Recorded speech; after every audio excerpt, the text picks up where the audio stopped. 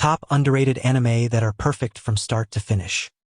鮮明に息づく者たちの姿が自分はまだまだやれるようなそんな気にさせてくれる。 Mushishir is often categorized as cozy, and while fans of nature and cottagecore style anime would enjoy it, there are plenty of unsettling plot elements. It follows Ginkgo, a traveler who can see and studies mushi. Mushi are mushroom-like creatures with an odd kind of sentience. Mushi can be very harmful to humans, but as Ginkgo helps those in need, he also recognizes that the mushi are a neutral force of nature. There are very quiet, beatific moments in Mushishir, as well as scenes of catastrophe and tragedy. Its contemplative tone may not make the viewer's heart race like an epic battle would, but the scenery and storytelling are nevertheless captivating. ウヒとミカドは相入れぬとはどういう意味だ。私も知らない秘密があるのではないか。やりましょう。 Historical anime isn't the most popular genre, especially the titles with female protagonists, like Raven of the Inner Palace. It's hard to stick Lu Shoshua's story as the Raven consort in any one category. She's the product of treacherous political intrigue. She has spiritual powers and solves a ghostly mystery nearly every episode. And she has a slow-burn, Tsundere-style romance with the Emperor. The characters in Raven of the Inner Palace are complex. There's more to their inner workings and backstory than what a viewer would assume from first seeing them. Lu Shoshua is a loner, burdened with great spiritual power, but there are times when she benefits from finding new friends. The Emperor could easily be driven by his sense of ego and power, but he's refreshingly humble, kind, and humorous. There are also plenty of grisly ghost stories to go with the sweet romantic moments and gorgeous setting. ただいま。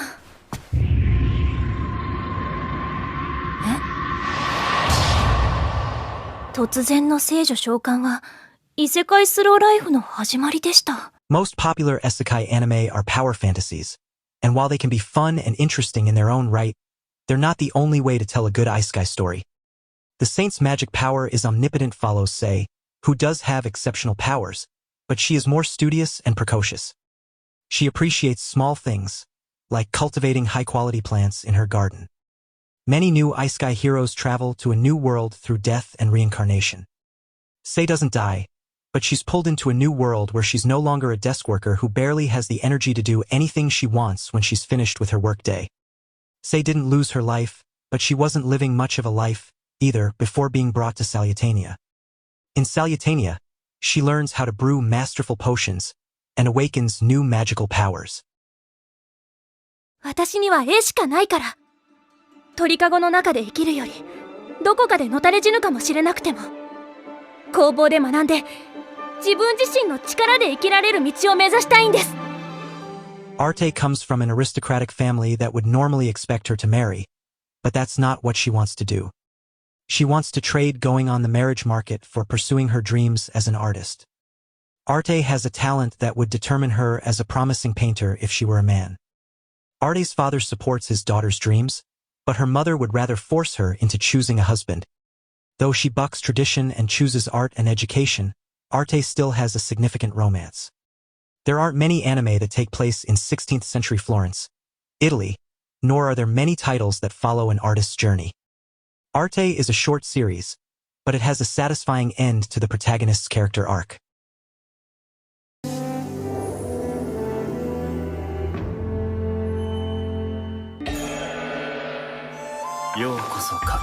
Kakaro Bed and Breakfast for Spirits is an isekai anime with cozy and romantic elements. The ogre demon, Odana, seems quite formidable at first, even evil, but then the tone of the anime switches. Odana pretends to be high-handed and violent, but he really has quite a gentlemanly streak and an amusing wry humor. Aoi is a multi-talented protagonist.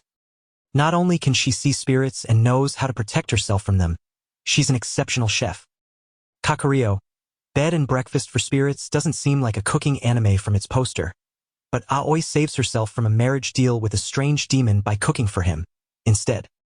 The series' world building is delightful, with esoteric magical rules, and plenty of fantasy and folkloric beings.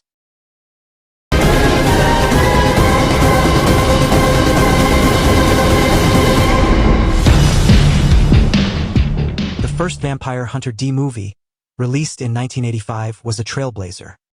It was one of the first recognized anime movies made for adults, and it has plenty of battles, gore, dark creatures, and adult themes.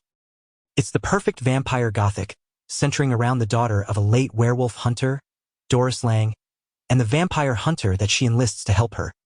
Dee agrees to help Doris because the ancient vampire, Count Magnus Lee, wants to force her to be his human bride. When anime and vampire fantasy fans think of Vampire Hunter D, their minds tend to go to the second movie, Vampire Hunter D: Bloodlust, which has absolutely gorgeous animation and a heartbreaking story. But the first movie has an amazing 1985 art style and the expert world-building of the novelist Hideyuki Kikuchi.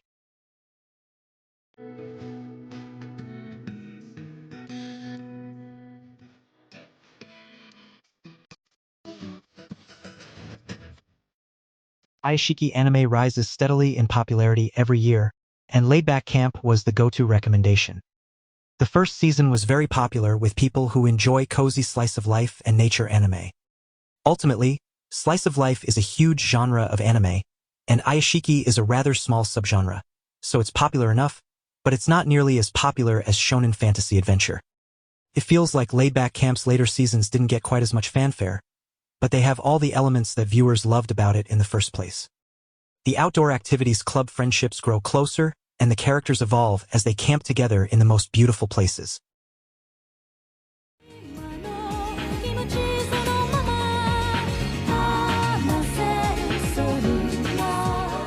Most people know Rumiko Takahashi by her shonen romance classics, Inuyasha and Ranma 1/2. Her shorter, quieter series, Mermaid Forest, is based on her 4-volume manga series, Mermaid Saga. The manga and anime series feels like a collection of short stories, following the immortal lovers Yuta and Mana.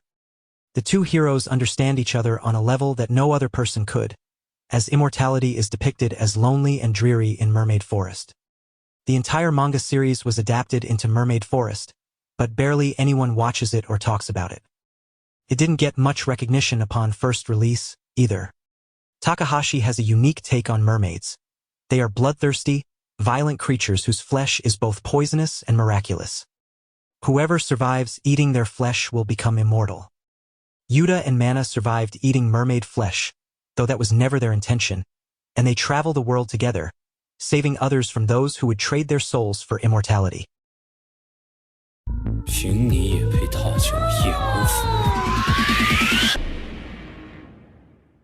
Psychic Princess deserves its flowers. It's a historical romance about a family that gives their psychic daughter to their prince like a sacrificial lamb.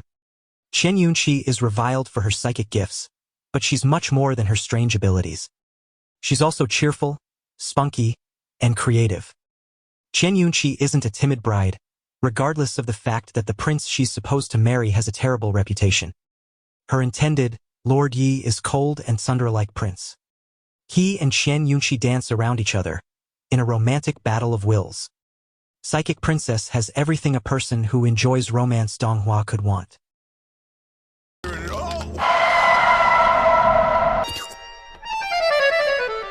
That was quite a brave act you performed on my account. That cat spoke to me. You will become his daughter-in-law and marry Prince Loon.